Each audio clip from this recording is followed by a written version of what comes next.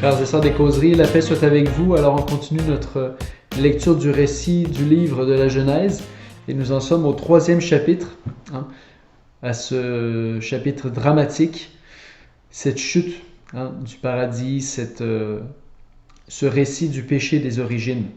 Alors je vous en lis quelques versets et ensuite je commente. Le serpent était le plus rusé de tous les animaux des champs que le Seigneur Dieu avait fait. Le serpent dit à la femme: alors Dieu a dit, vous ne mangerez pas de tous les arbres du jardin? La femme répondit au serpent, nous pouvons manger du fruit des arbres du jardin, mais du fruit de l'arbre qui est au milieu du jardin, Dieu a dit, vous n'en mangerez pas, vous ne toucherez pas, sous peine de mort. Le serpent répliqua à la femme, pas du tout, vous ne mourrez pas. Mais Dieu sait que le jour où vous en mangerez, vos yeux s'ouvriront, et vous serez comme des dieux, qui connaissent le bien et le mal. La femme vit que l'arbre était bon à manger et séduisant à voir, et qu'il était, cet arbre, désirable pour acquérir le discernement. Nous connaissons la suite.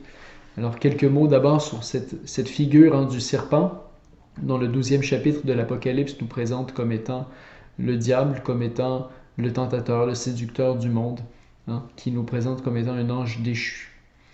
Et ce serpent, voici qu'il vient, qu'il ment. Il dit, le Seigneur a dit, vous ne mangerez pas de tous les arbres du jardin. Et déjà là, c'est une question qui est piégée parce que c'est pas exactement ce que le Seigneur a dit. Le Seigneur a dit, vous mangerez de tous les arbres du jardin, mais de l'arbre qui est au milieu, vous vous en garderez. Alors, le serpent se présente comme d'abord un menteur, puis il entraîne à la désobéissance. C'est ce qui est dit ici. Par la séduction, il entraîne à la désobéissance. Et en mentant, il dit « vous serez comme des dieux ». En faisant miroiter cette autosuffisance orgueilleuse, cette puissance prométhéenne, cette capacité de se déterminer par soi-même, cette autonomie illimitée qui est proposée. Dieu a créé l'homme à son image, mais voici que le serpent lui dit « non, non, deviens toi-même un Dieu, fais-toi l'égal de Dieu ». C'est une tentation qui est encore évidemment présente aujourd'hui, mais qui est très présente aussi dans les Écritures. On pense à cet homme dont Isaïe dit la pensée, je m'égalerai au Très-Haut.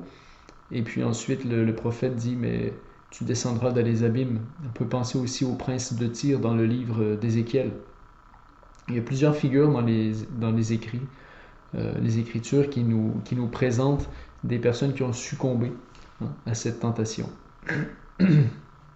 Donc, mensonge qui entraîne à une séduction, une désobéissance qui entraîne à une tentation de se faire soi-même Dieu. Donc, quand on désobéit, on fait le mal, et l'expérience du mal nous entraîne encore plus loin, nous entraîne à penser qu'on peut déterminer ce qui est bien ou mal. Et c'est ce qui arrive ici. Elle veut acquérir le discernement, déterminer ce qui est bien ou mal.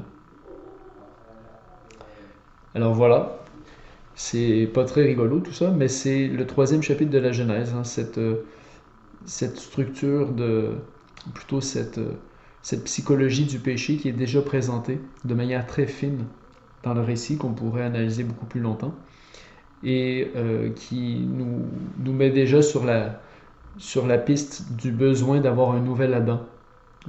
Adam avait été pétri de limon. Dans la capsule précédente, on en a parlé. Mais il faudra un Adam céleste, un homme nouveau, premier-né d'une multitude, premier-né d'entre toutes les créatures, dira saint Paul. Et cet homme nouveau, c'est le Christ Jésus, il nous est présenté dans le Nouveau Testament. Et de ce nouvel Adam viendra une nouvelle Ève. Et cette nouvelle Ève, alors c'est l'Église qui naît du côté transpercé de Jésus, de même qu'Ève est née du côté d'Adam.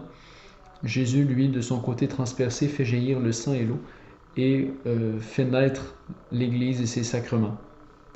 Alors voilà, puis ensuite, il y a aussi Marie qui est présentée comme nouvelle Ève, en tant qu'elle dit oui à Dieu, qu'elle renverse cette structure de désobéissance, cette tendance à la révolte, à la désobéissance. Et alors voilà, mais nous reviendrons là-dessus plus tard. Donc c'était des éléments de lecture typologiques que vous pouvez utiliser dans toutes les pages de l'Ancien Testament. On peut toujours y fouiller quelque chose d'une figure qui prépare Jésus ou qui dit quelque chose de Jésus, soit de manière positive, qui reflète une vertu de Jésus, par exemple l'humilité de Moïse, ou soit en négatif, comme ici. Par la faute de nos premiers parents, on voit en même temps la désobéissance nous attire vers l'obéissance du Fils unique de Jésus-Christ, qui est mort sur une croix pour nous donner la vie en abondance. Bonne semaine et que Dieu vous bénisse.